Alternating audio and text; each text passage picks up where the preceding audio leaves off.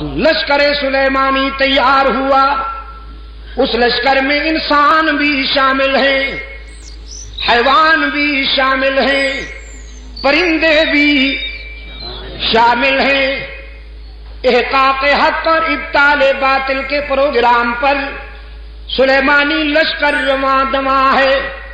قرآن کہتا ہے حتی اذا اتوا علی واد النمل قالت نملہ یا ایھا النمل ادخلوا مساکنکم لا یحطمنکم سلیمان وجنودہ وهم لا يشعرون. ایک وادی میں حضرت سلیمان علیہ السلام کا لشکر آیا.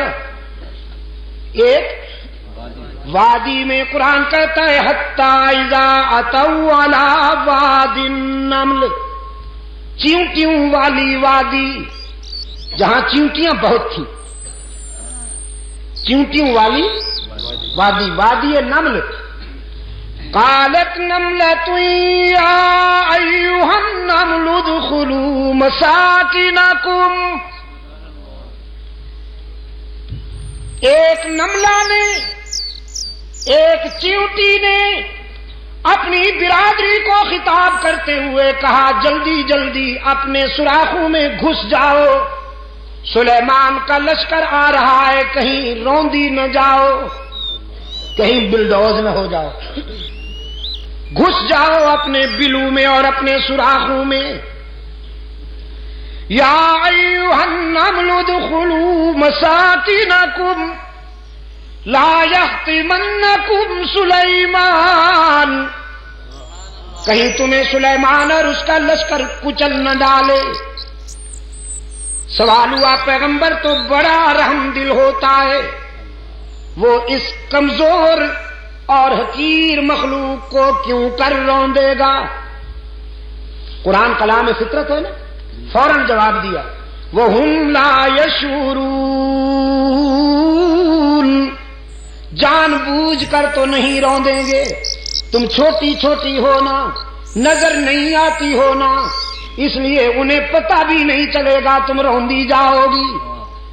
چیونٹی کو بھی پتا ہے، چیونٹی کو بھی یہ معلوم ہے کہ پیغمبر انسان ہوتے ہیں اور انسان والی نظر رکھتے ہیں. پیغمبر وہی جانتے ہیں جو حق تعالی کی طرف سے انہیں بتایا جائے، ورنہ وہ کائنات کے ہر صغیر و کبیر کو نہیں جانتے. چیونٹی کو معلوم ہے، لیکن عصر حاضر کے چیونٹے ابھی تک نہیں مانتے. انہیں یہ بات سمجھ میں نہیں آ رہی. فَتَبَسَّمَ ضَاحِكًا مِّن قَوْلِهَا. چیونٹی کے یہ بات سن کر حضرت سلیمان علیہ السلام مسکرا دیے.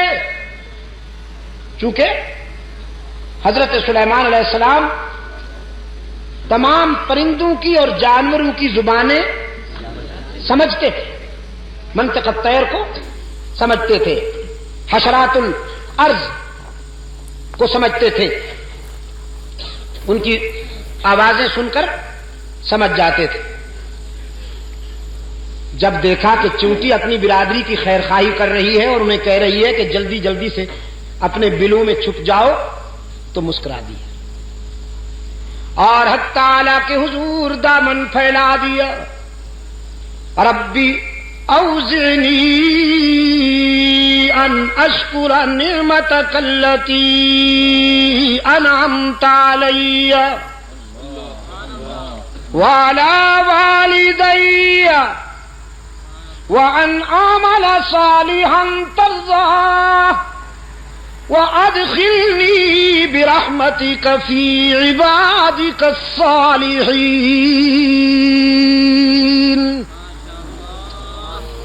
الہ العالمین، تو نے کتنا کرم کیا ہے مجھ پر کہ اگر چیونٹیاں بولتی ہیں تو میں سمجھ لیتا ہوں، پرندے چہکتے ہیں تو میں سمجھ لیتا ہوں، لیکن میرے معبود تو نے اپنے فضل و کرم میں تو کوئی کمی نہ کی، اب مجھے بھی توفیق عطا کر کے میں تیری نعمتوں کا شکر ادا کر سکوں۔